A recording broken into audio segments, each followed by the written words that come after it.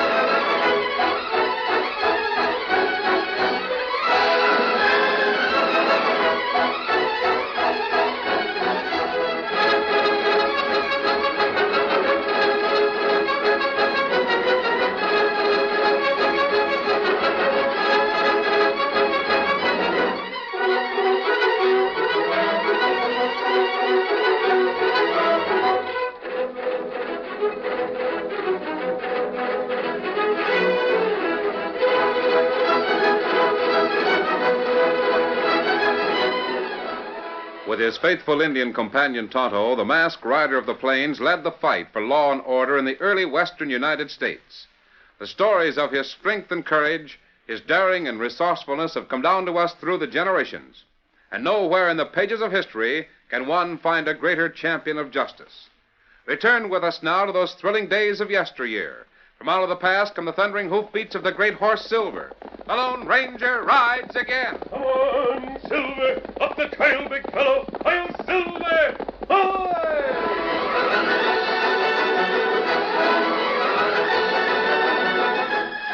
It was evening. Old Jim Farrell, owner of the Circle B, sat in the ranch house talking to Bert Harkness, lawyer and hotel owner in the nearby town of Red Rock. So you want to make a will at last, huh, Jim? Why the sudden desire for a will?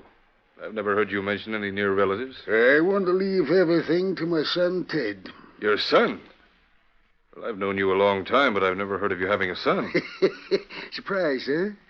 So lots others be. Where is this boy you speak of? Back east. He said eyes on him since he was a baby. Well, I'll be... Yep, surprising, ain't it?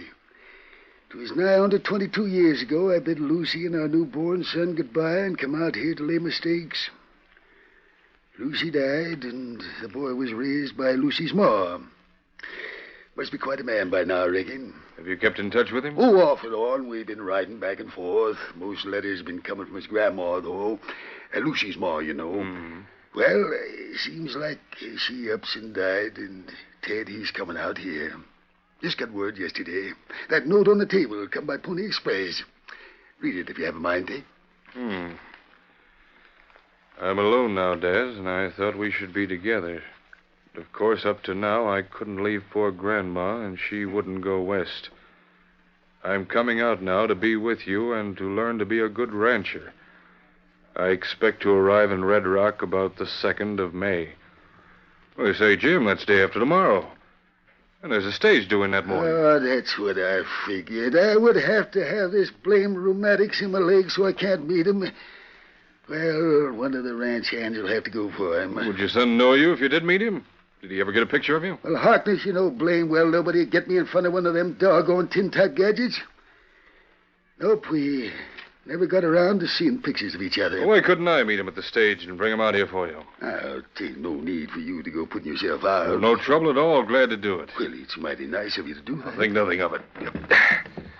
Well, I'll be getting back to town. Well, I'll be looking for you with my son day after tomorrow, then. I'll get him here safe and sound. Don't worry about that. Adios, Jim. Bye, Harkness, and thank you.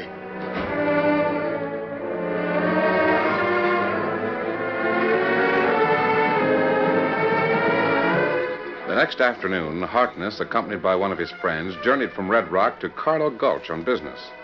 They were standing in the cafe when a strange young man of nice appearance entered. Say, Chuck, I wonder who that fellow is. I don't know. Why? I have a reason for asking. I've been doing some thinking about a certain matter. I could use a young fellow like him, if he were willing to play along. No harm in asking him to join us in a drink. He looks like a stranger around here. That would just suit my purpose. Call him over. All right, if you say so. Hey, young fella. Come here a minute. Oh, you speaking to me, mister? Yeah. My friend here wants to have a word with you. Oh. Here I am. What's this all about? You're a stranger around here, aren't you? Yes, I am. Well, what about it? You don't look like the usual type who come to settle in the West. Oh, I'm from St. Louis. Came out here for reasons of my own. I thought you were a city chap. I could offer a young fellow like you a good proposition if I knew you'd play along with me. If there's anything worthwhile in it for me, maybe I might. Any folks around here know you? No. Got in only yesterday. I'm sort of handy with cards, if you know what I mean, so I came out here to try my luck. I see. Well, if the plan I have in mind can be put over, you'd make yourself a nice little pile without having to count on luck. Count me in, then. My name's Nelson. Good. I'm Bert Harkness from over at Red Rock. This is Chuck, a friend of mine. Glad to meet up with you, Nelson. Howdy, Chuck. Well, Mr. Harkness, what's the proposition you say you have? Well, we can't talk about it in here. We'll go somewhere so's we can talk in private. But I can tell you this much. If you accept my proposition, then from now on you'll be changing your name. Change my name? Yes. Instead of Nelson, your name will be Ted Farrell. Son and heir of old Jim Farrell, owner of the Circle B Ranch. The biggest spread in this section of the country.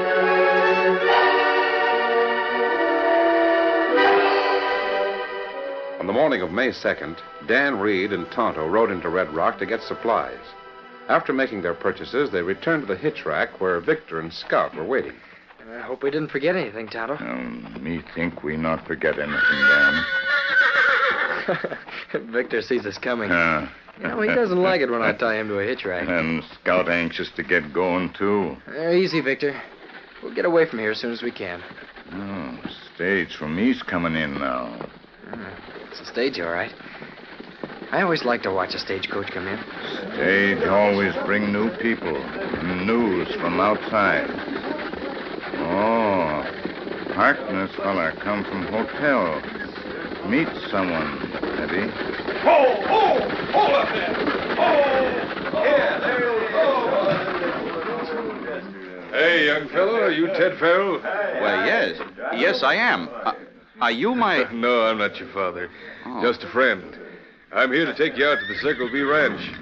Your father couldn't come in this morning. Is there anything wrong? Oh, no. Touch of rheumatism, that's all. So my buckboard's across the street. Shall we get going? Your father will be waiting. Just as you say. Here's my bag. Oh, good. Well, follow me to the buckboard, and we'll be out there in no time. Him nice looking young feller. Yeah. I heard him say his name is Ted Farrell. Me not know old rancher at Circle B have son. Now, come, Dan. We go back to camp now. All right. Steady, Victor. Get him up, Scout. Come on, Victor.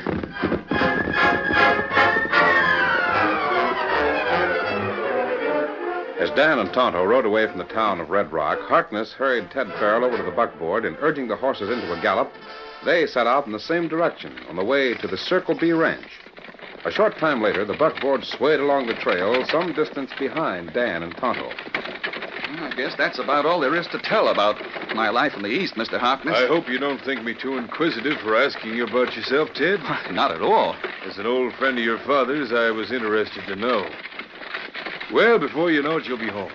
Home? I'll have to get used to calling the ranch my home. And I'll have to get used to having a father around, too. Yes, I guess you will. Hey, sounds like somebody coming behind us. Why, it's two masked men. What, maybe they're going to... Pull up there! Pull up there! The next shot won't go over your head. Who there? What's the meaning of this? Never mind the questions. We got you covered, and if you don't want to taste lead, you better do what we say. If this is a holdup, we really don't have anything worth taking, so I don't... Shut up, you, and get out. Get out? Well, what for? Get out or we'll pull you out. Now make it fast. What? Guess we'd better do as he says, Ted. They look like they mean business with those guns. Darn right we mean business. You're staying where you are. We just want the young fella. Come on, get moving. All right, I'll get down. Now what do you want? Come here, Nelson. Get off your bronc and climb into the buckboard. Now, see here, you can't get away with this. Don't talk so much, mister. Sit right there beside that hombre and keep him covered, Nelson. Now drive on with that buckboard. Get up there. Get up there.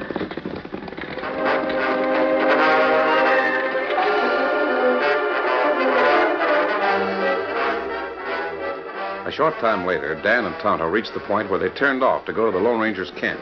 As they were about to leave the trail, they heard the distant noise of the buckboard approaching. Sound like Harkness' buckboard of young feller on way to Farrell Ranch. Yeah, I guess it is, Tonto. Let's pull up off the trail till they go by. Who's got it? Pull boy. Here. Pull.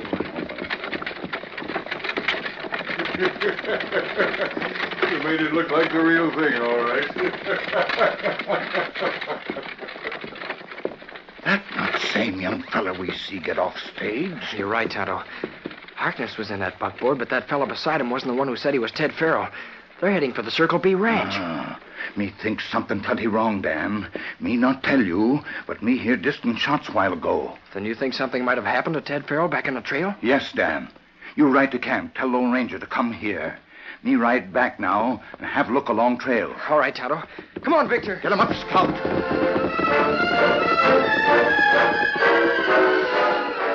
While Tonto rode back along the trail, Dan went on to the camp, where he told the Lone Ranger what they had seen. Leaving Dan at the camp, the Lone Ranger mounted his great white stallion, Silver, and set out to meet Tonto. Before long, he came upon Tonto studying the marks on the trail where the holdup had been taking place. Oh, Silver, oh, boy, oh, easy now. Well, Tonto, looks as though you found something there. Buckboard tracks pull off the side of trail here. And fresh tracks of two horses go that way. To right, Kemosabe. Dan told me about seeing Ted Farrell in town getting off the stage. That the young man was not in the buckboard when it passed you. Not true, Kemosabe. Young feller who passed in buckboard with Harkness. Not same young feller who call himself Ted Farrell. I think we'll follow those tracks to the right there and see where they lead us, Tonto. Me think young Farrell fella in plenty trouble. Hey, big fella, we'll soon find out. Come on, Silver. Get him up, Scout.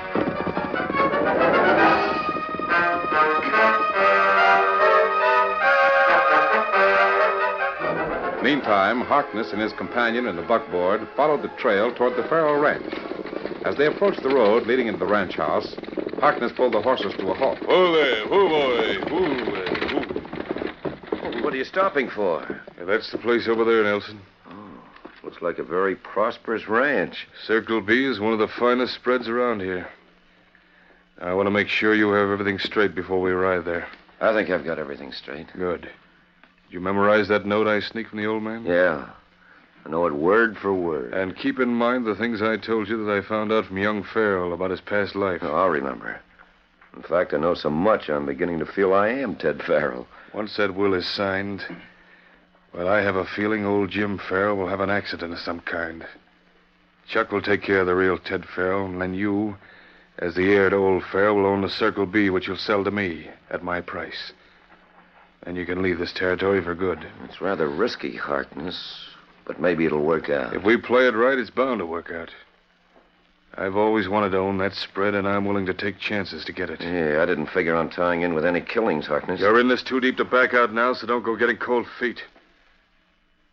Chuck and I'll take care of the two Farrells.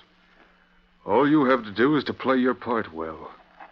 And if you don't, well, maybe there'll be one more killing than we counted on, if you get what I mean. Now we'll go in so you can meet your long-lost father.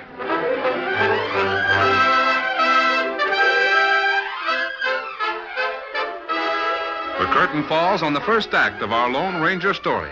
Before the next exciting scenes, please permit us to pause for just a few moments.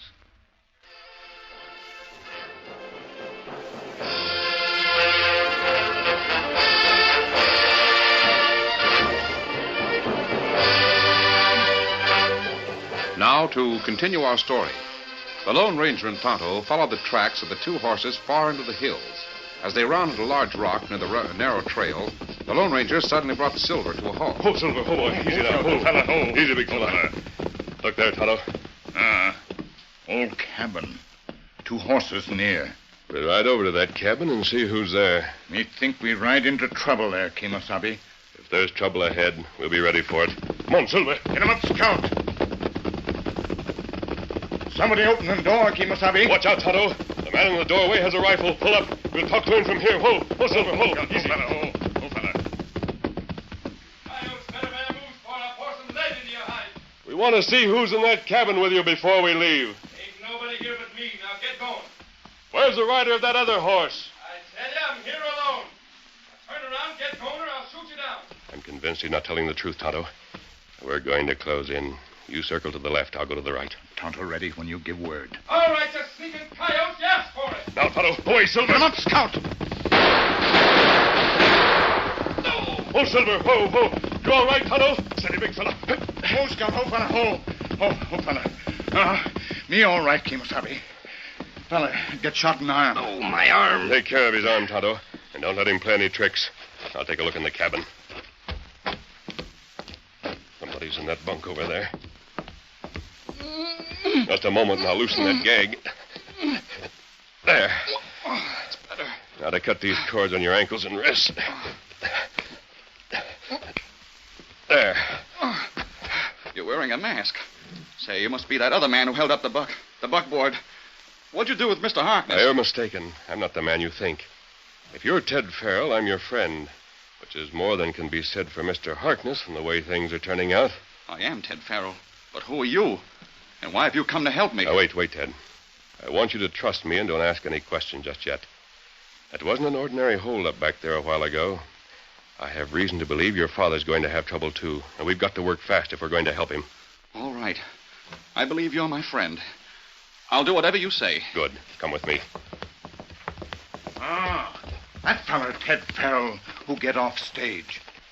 Bad man able to go when ready. Me fix his arm, me got his gun. Help him on his horse, Tonto. You ride the other one, Ted. You ain't taking me no place. Get on horse, quick. All right.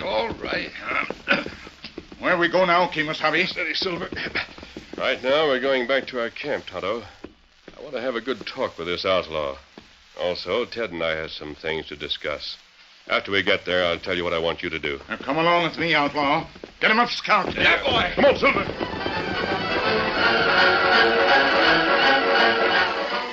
After carefully going over their plans, Harkness and Nelson drove to the ranch house of the Circle B. Harkness took young Nelson in to Mr. Farrell, and the old man accepted the imposter as his son without question. Harkness left, saying that he would return that night with the will, which had been drawn at Mr. Farrell's request. That evening, Tonto, who had been following instructions given him by the Lone Ranger, rapidly approached the camp. Tonto! Oh, Scout, oh, fella, oh. Easy, Silver. Steady now. Steady, big fella. Tonto, I rode out here to wait for you so we can talk freely. And at the camp with young Farrell and the outlaw. Let me find out plenty, Kemosabe. Did you get a chance to spy around the Circle B? Me talk to ranch cook. Him say Harkness bring home rancher's son Ted. I see. What else? Harkness come back tonight to bring will for old man to sign. So that's it, huh? And they're really putting it over. Now, what about Harkness after he left the ranch today? Me follow him on trail. Him go straight to Red Rock. Not go near cabin. Good. Then he doesn't know what's happened. Now we'll go to the camp, Tonto. A little later tonight, the folks at the Circle B ranch will have some uninvited guests. Come on, big fella. Get him up, Scout.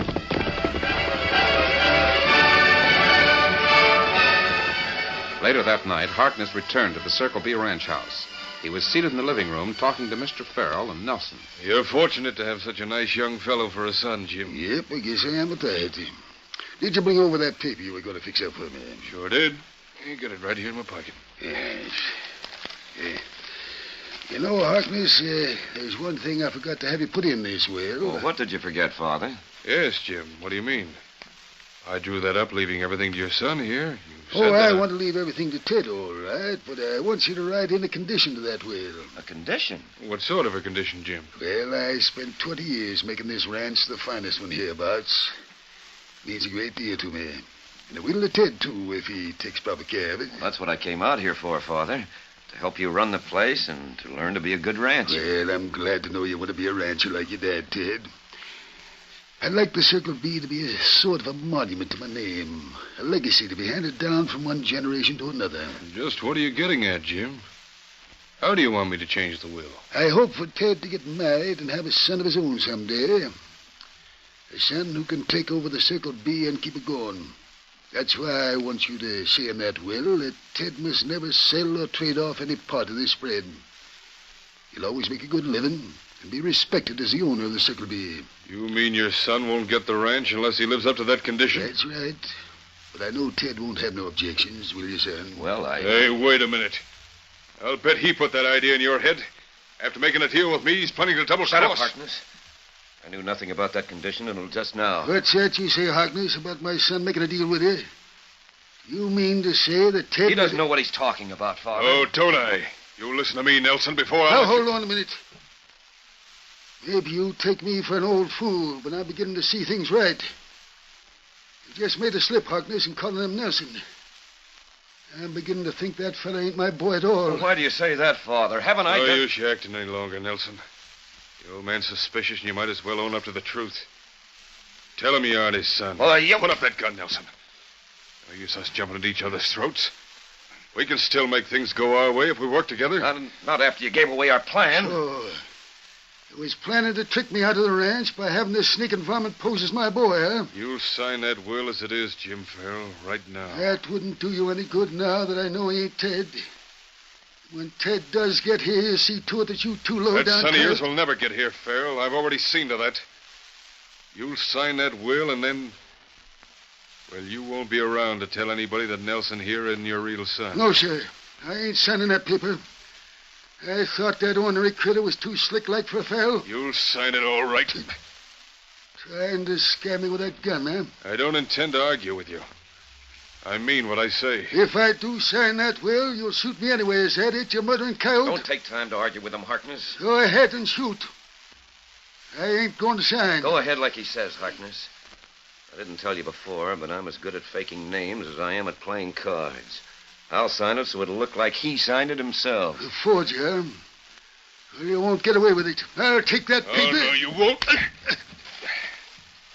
If I didn't have this rheumatism in my leg, Harkness, you wouldn't have dared to hit me old as I am. Get it over with, Harkness. Shut him up and let's get that will signed before anybody comes. You get out of here, and I'll tell the ranch hands I found my father murdered. All right, Jim Farrell, you ask for it. Hold it. I have you both covered. A masked man. Drop that gun, Harkness, quick. All right. But I'll get you without it. Nelson, get the old man. Shoot him. Oh, no, you don't, you killer. You missed. Now I'll give you a chance to use your fist, you sneak. Ah, that's sure good hitting, young fella. No mask hombre is good. Oh, you're wrong. Ah, good fighting, strangers. Oh, you got here just in time. They was aiming to kill me off. I reckon they already did away with my boy, my Ted, who was coming out here to be with his old dad. Maybe your hopes can still be fulfilled, Mr. Farrell. Take a good look at this young fellow here. Huh? Do you mean he's... Dad. Yes, Mr. Farrell. This is your real son, Ted. My boy. My Ted. Now that I look at you, I can see that you're the spitting image of your dad when he was a young'un. And you fight just as good, too. They almost kept you from me, son. Yes. These two men had it well planned, Mr. Farrell. Harkness there, whom you trusted as a friend, planned to do away with you and your son and take over your ranch. Gee, Dad, if it hadn't been for the masked man, we'd never have been together. One of Hawkins's men almost finished me off. I suspected all the time that young nincompoop wasn't my flesh and blood. That's why I thought about putting a condition in my will, just to see what he'd say about it. There comes the ranch hands. Must have heard that shooting. Good. They can take care of these two outlaws and see that they're taken to the sheriff at Red Rock. Well, the boys might get overexcited on the way, so Ted and me will ride along with him. Even if my rheumatiz kills me, I wouldn't miss taking him in, stranger. Fine. It's best to let the law take its own course. What's going on in here? We heard shooting. Now, boys, here's my son Ted. Those two critters resting easy like on the floor tried to kill him and me to get the Circle B ranch. Who's the masked man? He must be with those killers. Let's string them all up. Now, hold on. Take it easy. That masked man saved their lives. That is, with the help of my son here. And there ain't going to be any stringing up either. We're all riding into Red Rock to hand these coyotes over to the sheriff. Come here, son. It's sure good to have somebody around to call me Dad. Boys, from now on, Ted here is boss man of the Circle B. I've seen him fight, so I know he can handle the job. He's a chip off the old block. Thanks, Dad. We both owe our thanks to the masked man. I want to shake his hand and tell him how much it means to both of us. So do I, son, so do I. Where is he? Why, he isn't here. He's gone.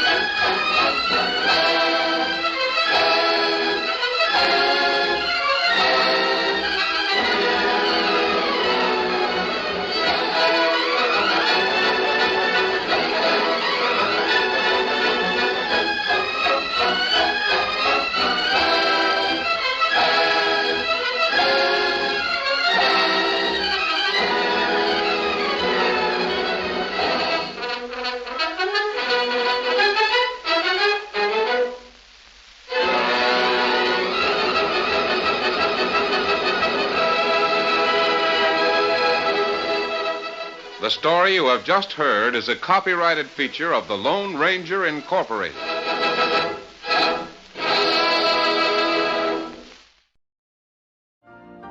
You've been listening to the OTR Gold Network.